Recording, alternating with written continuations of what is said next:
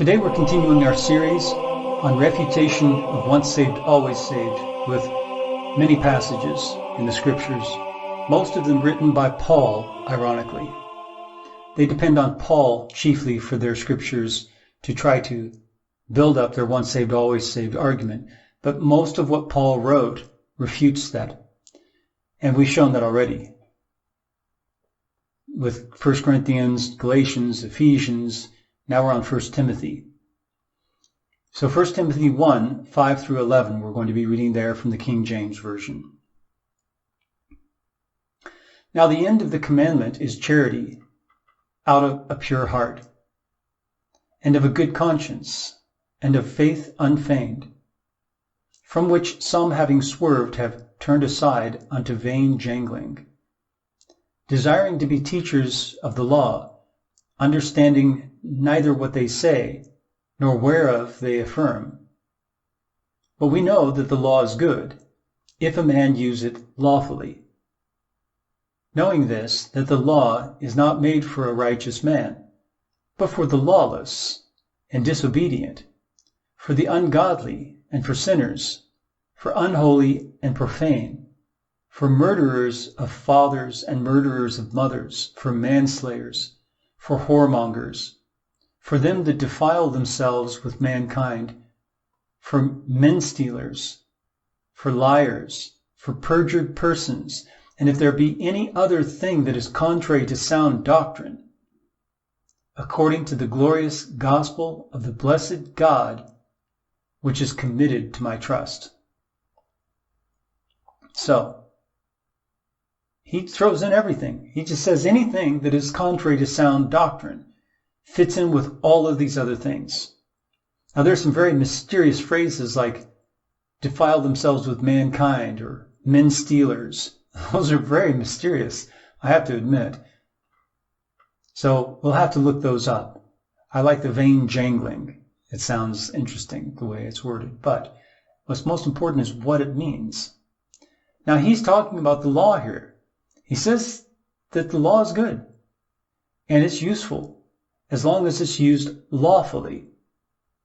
That makes sense, right? Because if you're going to use the law unlawfully or illegally, then you actually have broken the law.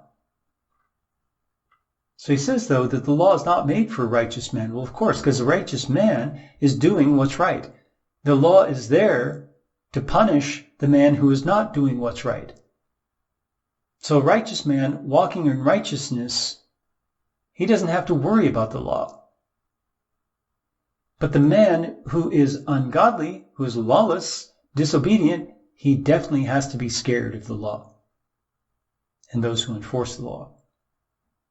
So notice that it says the ungodly. This word, nearly every place in the New Testament, when it says ungodly, it doesn't mean ungodly. It means irreverent. And where it says unholy here, it doesn't mean unholy. It means ungodly. So it means literally without rightness, but it's rightness in terms of the character of God, not in terms of statutes and precepts. And profane here, we've kind of lost the idea of profane. Profane means accessible. And what we have in the churches that operate as businesses, where the false teachers are in charge, is profane preaching. This is preaching that's been aberrated and inverted so that they start with the fleshly thinking. They build a nice sounding argument of how to deal with your life from a fleshly perspective, and then they find scriptures that might support what they've come up with. And so their argument, and I was there in a church as a pastor as they were starting to move towards this, and their argument was they want to make the gospel more accessible to people. That word accessible is literally what profane means. It's what it means, accessible. In the doorway, where you can walk across the doorway, something available, accessible.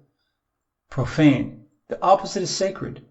And sacred is set apart. It's not accessible, like the Holy of Holies in the temple. It was not accessible because it was sacred.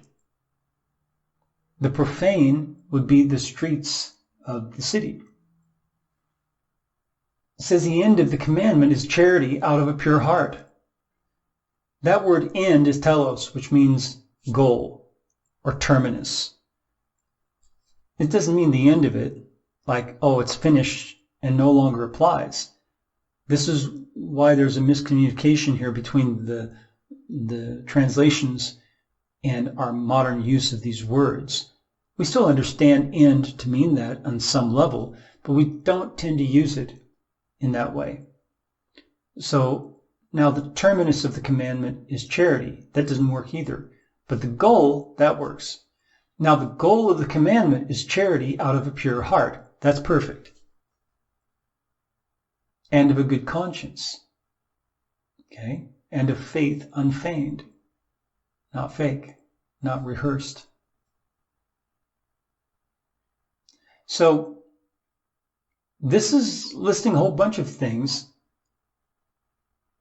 It's telling us that this is contrary to the glorious gospel of the blessed God, which was committed to Paul.